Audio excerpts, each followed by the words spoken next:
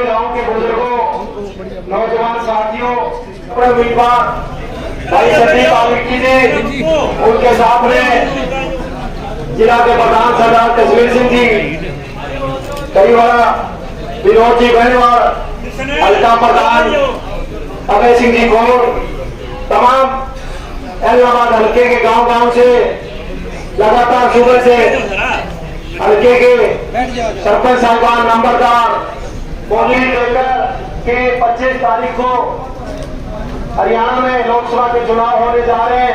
उस चुनाव में अभय सिंह जी चौटाला जी व ओम प्रकाश चौटाला जी की मजबूती के लिए भाई संदीप वाल्मीकि जी को गिगोरानी गांव से भारी मतों से विजयी बनाए। ये जीत गिगोरानी गांव को मजबूती देगी, इलाहाबाद हल्के को मजबूती देगी और अपने सिरसा को मजबूती देगी। ये निवेदन लेकर पूरी टीम आपके बीच में पहुंची है। अब मैं भाई संदीप वाल्मीकि जी से अनुरोध करूंगा कि वो आए और आप सब गिगोरानी गांव के बुजुर्गों से, नौजवान साथियों से वोट रूपी आशीर्वाद लें। भाई संदीप वाल्मीकि। अगली बात मैं आपसे सिर्फ एक ही कहना चाहता हूँ कि चौधरी ओम प्रकाश चौटाला जी ने और आदरणीय चौधरी अभय सिंह चौटाला जी ने मुझे तो एक बार कहा था कि आपने लोगों की सेवा में आप अपनी नौकरी छोड़ दोगे, तो मैंने कहा था जी आप टिकट दे रहे हैं, मैं भी छोड़ देता हूँ। मैंने अगले दिन छोड़ दी। मैं आप लोगों के बीच में पहुंचा हूँ, आप लोगों की सेवा करने के लिए, आप लोगों के बीच में रहने के लिए।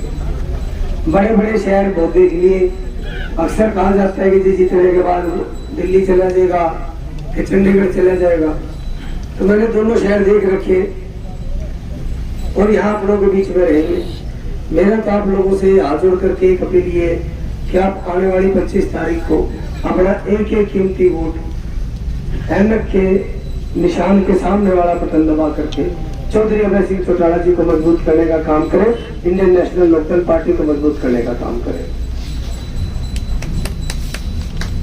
भाई तारीफ मारा था, तारीफ तो सारे में मार दो, कोई बात नहीं।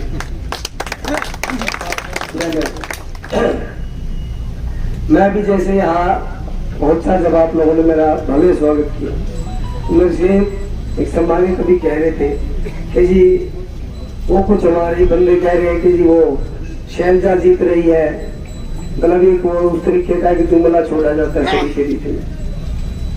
असल में क्या है कि बीजेपी तो है ही नहीं, थोड़ी बहुत आप लोगों की जो खींचातान हो रही है वो कांग्रेस के साथ हो रही है। और मैं ये मानता हूं कि इंडियन नेशनल लोकदल पार्टी का हर एक कार्यकर्ता अपने आप में बहुत मजबूत है, और जब वो अपने घरों से निकल पड़ता है तो फिर वो चाहे कितने ही बड़े और धुरंधर राजनीतिक नेता सामने क्यों ना हो, वो फिर उन्हें धराशायी करने की आमादा रखता है, वो उतनी ताकत रखता है। तो मैं पूर्णतः से आश्वस्त हूं, मुझे पूरा भरोसा है आप सभी पे। आप सभी इतनी संख्या में, इतनी गर्मी में इस टाइम भी यहाँ पर मौजूद है हमारे सभी नेताओं को सुनने के लिए और मुझसे भी मिलने के लिए। तो मैं आप लोगों को एक वादा करके जा रहा हूँ, आप लोग 25 तारीख को एक बार ढोल भर देना, और 4 तारीख को जीत के जब आप संसद पहुंचेंगे तो मैं आपसे एक वादा करके जा रहा हूँ, जैसा मैं आज हूँ वैसा मैं आपको कल मिलूंगा। आप लोगों के कभी भी मान और सम्मान को मैं बिगड़े नहीं दूंगा, ये मेरा आप लोगों से वादा है। वादे बहुत है, बहुत आएंगे, बहुत सी बातें करेंगे, लेकिन मैं ये मानता हूँ कि जब आप एक प्रतिनिधि चुन करके पहुंच जाते हैं उसके बाद आपका दायित्व जो होता है वो बढ़ जाता है।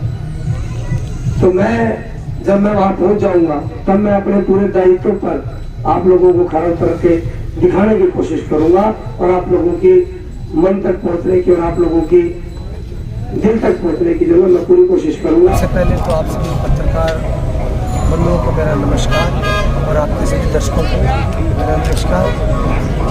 और आज ये हमारा 5वां दिन है। हम रानिया, उसके बाद फतेहाबाद, फिर कलावाड़ी और कल नरवाना और आज इलाहाबाद हल्के में पहुँचे हैं। और निरंतर जो प्यार प्रेम मिल रहा है, जो आशीर्वाद मिल रहा है, उसके लिए मेरे पास शब्द नहीं है, क्योंकि वो निशब्द है। इलाहाबाद जो है वो अवैध सिंह का गढ़ रहा है और ऐसे में भारतीय जनता पार्टी एक बड़ा दावा कर रही है जीत का, कैसे देखते हैं? देखिए, भारतीय जनता पार्टी बहुत से दावे करती है। उन्होंने तो ये भी कहा था कि वो 1 करोड़ युवाओं को रोजगार देंगे और हर साल देंगे। तो जुमलों की सरकार है, कुछ भी बोलते हैं। मैं इसके बारे में कुछ कहना नहीं चाहूँगा। कांग्रेस की प्रत्याशी शैलजा कहती है कि मेरा तो घर जो है वो लोगों के दिलों में है। पहले भी मैं सांसद रह चुकी हूँ यहाँ से और अब की बार भी मैं यहाँ से बड़ी जीत हासिल करूँगा। इसीलिए वो शायद अपना घर छोड़ करके अम्बाला चले गए। कुछ ही दिन रह गए, किस तरह का माहौल नजर आ रहा है? अपना मुकाबला किससे मान रहे हैं? देखिए, वैसे तो मैं इनेलो की और अपने घर पे हूँ, और अगर थोड़ा बहुत मुकाबला है तो वो कांग्रेस से है। उसको भी अगले 6 से 7 दिनों में जो है पलट दिया जाए। बीजेपी गारंटियों की बात कर रही है कि मोदी की गारंटियाँ हैं, हमने काम बहुत कराए हैं, बच्चे बहुत बिना पर्ची खर्ची के लगे, इस तरह के दावे कर रही है, लोगों के बीच में जा रही है। ये सब कहने की बातें, असल तो सभी को सब बातें पता है।